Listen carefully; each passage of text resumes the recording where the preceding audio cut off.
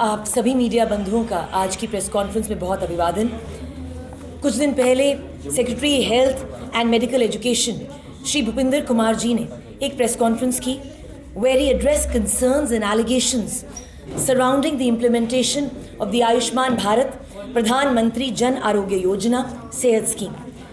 वो एक स्टेटमेंट कहते हैं, वो कहते हैं there have been attempts to discredit the scheme through misinformation. Such allegations are intended to disrupt the services and are totally baseless and false and are meant to malign the image of the government and are vehemently denied. इतनी सत्य निष्ठा से की गई press conference पर हम मौन नहीं बैठेंगे। कुछ जटिल प्रश्न जो हैं हम लोगों के भले के लिए जरूर उठाएंगे। Let me draw your attention to minute. ये डॉक्यूमेंट आरटीआई के थ्रू प्रोक्योर किया गया है। ये 22 फरवरी 2022 का डॉक्यूमेंट है। In this document, the Additional Chief Secretary, Health and Medical Education Department has prepared a memorandum for submission to the Administrative Council. This document has been procured through an RTI and is in public domain. अगर आप ये पूरा document पढ़ेंगे तो आपको ये पता चलेगा कि एलजी प्रशासन ने आयुष्मान भारत प्रधानमंत्री जन आरोग्य योजना और आयुष्मान भारत प्रधानमंत्री जन आरोग्य योजना सेहत स्कीम में कितनी गड़बड़ियां हैं और उसकी वास्तुस्थिति से मैं आपको आज अवगत कराऊंगी। मैं आपके समक्ष कुछ तथ्य रखूंगी।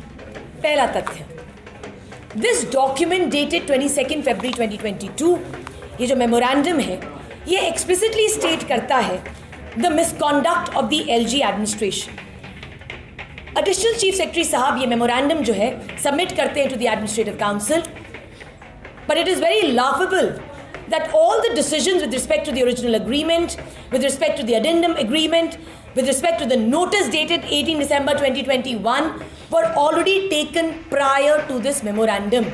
ये मेमोरेंडम सिर्फ एक पोस्ट फैक्टो अप्रूवल था क्योंकि उसके पहले एसएचए सारे डिसीजन ले चुकी थी।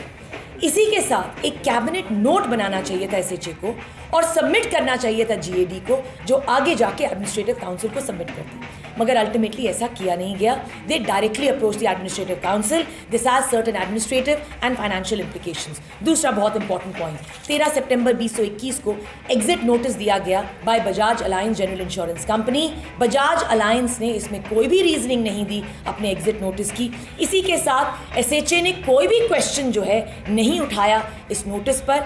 और सबसे गंभीर बात यह है कि 18 अक्टूबर 2021 को एक और चिट्ठी जो है बजाज अलायंस लिखता है। इस चिट्ठी में बजाज अलायंस लिखता है कि 13 सितंबर 2021 का जो हमने आपको एग्जिट नोटिस दिया था that was done as per the clause 29 of the old MOU, और अब जो हमें आपको जो नई ये जो चिट्ठी भेज रहे हैं इसमें हमने एक चेंज करनी है that the exit notice should be as per clause 9 of the new MOU. It is a matter of grave concern that the letter dated 18th of October 2021 was never questioned by the SHA. The letter dated 13th of September 2021 was never questioned by the SHA. Exit notice was not as per the terms and the conditions of the contract. तीसरा बहुत important तथ्य, इस memorandum में 22 फरवरी 2022 के memorandum में specify की हैं financial implications. उन्होंने स्पेसिफाई किया है कि स्टॉप लॉस अरेंजमेंट में कितना खर्चा हुआ। आगे जाके वो ये भी कहते हैं कि 25 दिसंबर 2021 को जो अडेंडम अग्रीमेंट किया गया वो 15% उसमें एडमिनिस्ट्रेटिव फी रखी गई। हमारा सवाल एडमिनिस्ट्रेशन से ये है that why did you decide the percentage as 15, why not 2%, why not 7%, why not 8%। Beneficiary families जो हैं, माननीय सेक्रेटरी साहब अपनी प्रेस कॉन्फ्रेंस में कह रहे थे that it has come down the family जो बेनिफिशरीज का नंबर था it was 21,24,204, but the fact of the matter is secretary साहब को अपना ओरिजिनल कॉन्ट्रैक्ट पढ़ना चाहिए। उसमें 14 लाख अप्रॉक्सीमेटली बेनिफिशरीज थे and this was increased to 21 lakhs। SECC का जो डेटा था इसको आपने एनएफएसए तक पहुंचा दिया और उसी से आपने बेनिफिशरीज जो है इंक्लूड किए। Now you will have to explain as to why the beneficiaries were increase. और दूसरा, इस सब की वजह से स्टेट एक्सचेकर को काफ़ी खामियाजा भोगना पड़ा। अंतिम बहुत important point, the finance department ने बहुत ही बेहतरीन शब्दों में इस मेमोरेंडम में पूरी की पूरी रिकमेंडेशन अपनी एडवाइस दी है। वो क्या कहते हैं? वो कहते हैं एसएचए ने डिफॉल्ट ही नहीं किया, बजाज अलायंस एग्जिट नोटिस दे ही नहीं सकता था। The agreement should have been for 3 years, 12 महीने में इसका रिन्यूअल होना था, और ये जो रिन्यूअल था mutually agreeable terms and condition पे होना था। ऐसा कुछ भी नहीं किया गया।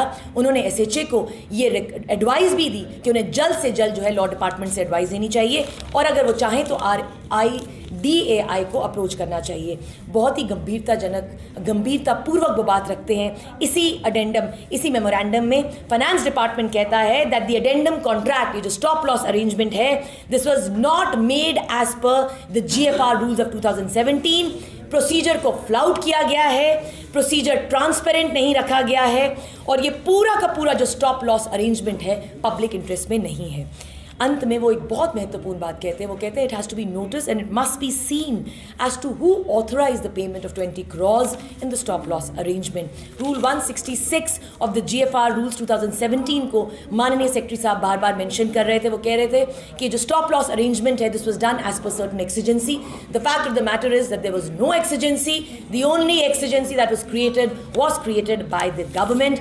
Department of law, justice and parliamentary affairs ने भी एक मेंशन किया है इसी मेमोरेंडम में कि the contract is not in coincidence with any of the provisions of the contract, तो डैमेजेस जो हैं उसकी रेमेडी अवेलेबल है।